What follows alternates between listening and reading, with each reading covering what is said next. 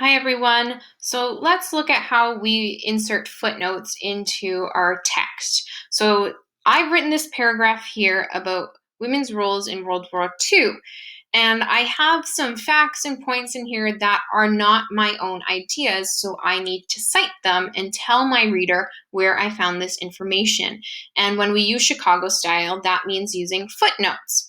So to insert a footnote, it's fairly easy. All you do is at the end of the sentence with the information you want to cite, you're going to place your cursor there. So for example, this sentence, the Canadian Women's Army Corps was authorized August 13th, 1941. Now that is a fact that I did not get just from out of my mind. I actually pulled that from a specific source. So I need to tell my reader where I got that information to show that it is accurate and reliable. So I have my cursor at the end of the sentence after the period. I can go insert footnote. Now, if you have a Mac, you can use Command Option F. I believe if you're using a Chromebook or another PC, I believe it's Command Shift F. But all you're going to do is click Insert, and it brings you to the bottom of the page here. And you'll see, if I scroll back up to our paragraph, there is a small little 1 at the end of that sentence, and that is our footnote. So I know if I was reading this for the first time and I wanted to know where the author got this information, I'd see the number 1 and I'd scroll down to the bottom of the page and find the corresponding number and the information where they got the source.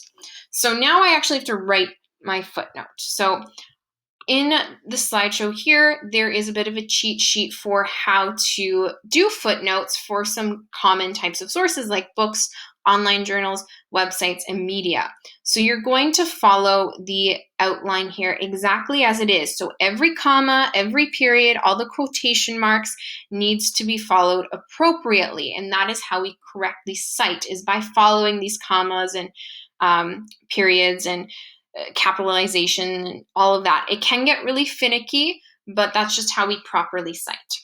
So if I go back to my page here, I got this piece of information from a Canadian Encyclopedia article online. So if I go here, I'm finding it from a website. So this is the format I am going to follow. So I need the first name and last name of the author of the website. So if I go to the website, the web page, I'm on the Canadian Encyclopedia here. I have the title, and then right away at the top, this is great for the Canadian Encyclopedia. They always have the information that you need at the top, which is so helpful. Sometimes on other websites, you might have to search around a bit. It might be at the bottom of the page. It might be in an About Me section. So you just got to be careful with the sources you're using, and it might take you a minute to find the correct information. So here I see the author is James Wood. So according to this, I need the first name, then the last name. So if I go back to our citation or footnote, I know I need to put James Wood, comma. So that is our author. What do I need next? I need the title of the web page in quotation marks. So my title is the Canadian Women's Army Corps. Canadian Women's Army Corps. And then there's a comma after. So then let's go back. What do I need next?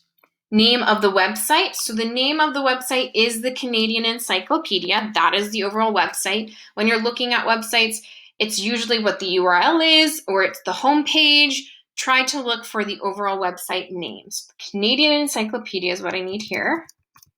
Canadian Encyclopedia, and then a comma. Now what do I need next? Publishing organization. Now, this is always a little harder to find on websites. So sometimes your publisher might be the same as your website name, but let's search to see if I can find a publisher. So if I scroll down here, all through the information in the article, sometimes you'll find more information at the bottom.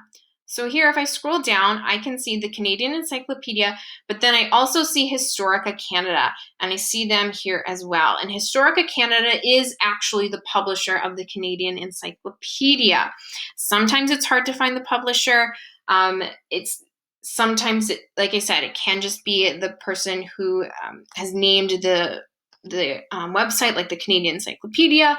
If you need help finding the publisher, please let me know. So let's do the Historica Canada as our publisher. And I also need to fix this and put the. So Historica Canada is our publisher. Now what do I need next? Publication or revision date if available, access date if no other date is available. Okay, so now let's go find the publication or revision date. So do I see any dates down here? Well, I see 2020, but that is technically the copyright date. So that is just the date that the Canadian Encyclopedia has gotten the copyright for the name and essentially the encyclopedia. That's not what we're looking for. I want to scroll up, go back to the information at the top of my page.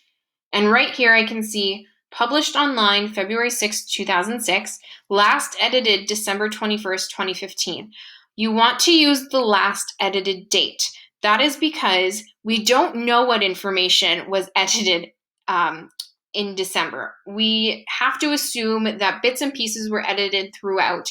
And because of that, because we don't know exactly what was published on February versus what was in December, it's safest for us to use the last edited date. So December 21st, 2015 is our date.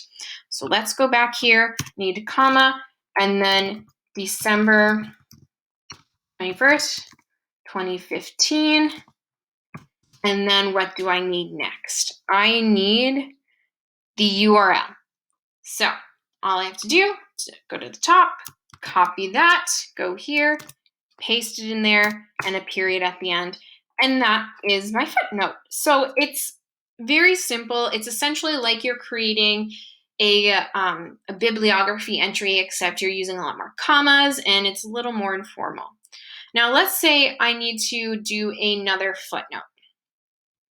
So this information here, it says many women enlisted in the Women's Army Corps, but still faced resistance. Canadians still held a strong belief that women belonged in the home and that only immoral women would enlist in the military.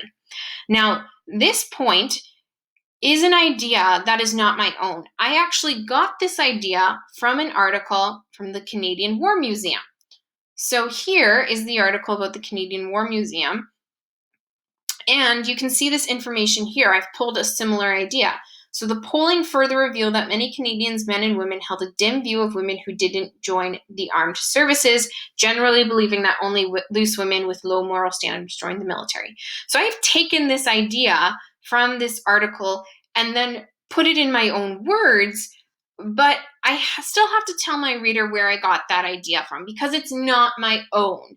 So I need to insert another footnote. So again, insert footnote, and I can follow this same process. So James Wood, so the author, title, exactly the same as I would, except now I'm using a different website. So I'm going to have different information to put in. So if I go here to the website that I used, if I scroll up to the top to find the authors, I have two authors here. Now, sometimes on websites, it is difficult to find the author and you might not be able to find the exact author.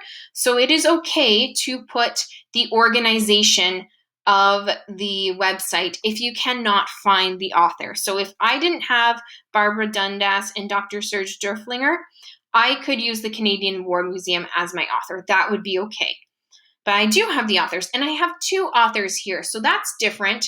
If I go here, nothing in this tells me how to cite or do a footnote for two authors. So another site you can use that is a very excellent resource is called OWL Purdue. This will be linked for you. Now, this is an online writing lab tool where essentially they have APA style, MLA style, and Chicago style, and they break down how to make every citation that you might need. So I'm in Chicago style and web sources. And if you read through this information and you scroll down, you're going to see examples on how to cite web sources, how to do electronic books, how to do online periodicals. They even have blogs and social media and how to do that. Now, I need to figure out how to cite something with two authors. If I read through this author bit here, sometimes it will tell you how to do that, or there might be an example below. I don't see anything here about how to cite for two authors. But if I go to books, and I scroll through books, I can see books by multiple authors. And it's safe to assume that this multiple author format for books I can use for web sources. So all it is the name of the first author and then the name of the second author. So I'm going to use that. So I am going to use Barbara Dundas and Dr. Serge Derflinger. So here, Barbara Dundas and Dr. Serge Derflinger. Make sure I spelled everything correctly. I think so. Okay, then I need the title of my web page. So again, the title up here, the Canadian Women's Army Corps 1941 to 1946. So let's type that in. Canadian Women's Army Corps 1941 to 1946. Then I need my website name, right? Yep, name of website. So my name of my website is Canadian War Museum.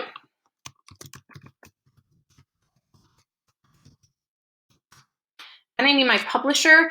In this circumstance, I don't see a publisher here. If I scroll down to the bottom, I don't see any publishers here. I see the Government of Canada, which potentially might be the publisher, but I'm not really sure. So I'm going to stick with the Canadian War Museum, as they are the organization who is putting forth this information. So I'm going to put Canadian War Museum again as our publisher. And then what do I need next? I need the publication date or access date if no other date is available. So again, I don't see any dates down here. So if I scroll through, I don't see any dates here at the top. And again, no dates up here. So it's safe to say that there are no dates for this exact web page, this exact web article. So I have to use the date that I've accessed this information. So that is today, November 8th. So I will put accessed November 8th, 2020. And then copy my URL, paste my URL. And there we go. And now I have my second citation. So let's say that I also pulled more information in this paragraph from the Canadian Encyclopedia article. So let's just say that this last sentence includes a fact or something from this Canadian Encyclopedia article. So I can insert another footnote, but I've already done a full citation for that Canadian Encyclopedia article, so I can actually use a short form. And the short form for this, as you'll see explained in this slideshow, is just the last name, so Wood, and then the title, so the Canadian Women's Army Corps. And then if it was a book, I would do, like, say this was a book, I would do comma and then the page number, like 12. But it's a web page and we don't actually have page numbers. So I can just do the last name and then the title and I'm all good. So now every time I use this Canadian Women's Army Corps article from the Canadian Encyclopedia, I can just use the short form. I don't have to use that full big footnote again. So it's nice that there are short forms for you to use. So that is how you insert a footnote and how you build a footnote.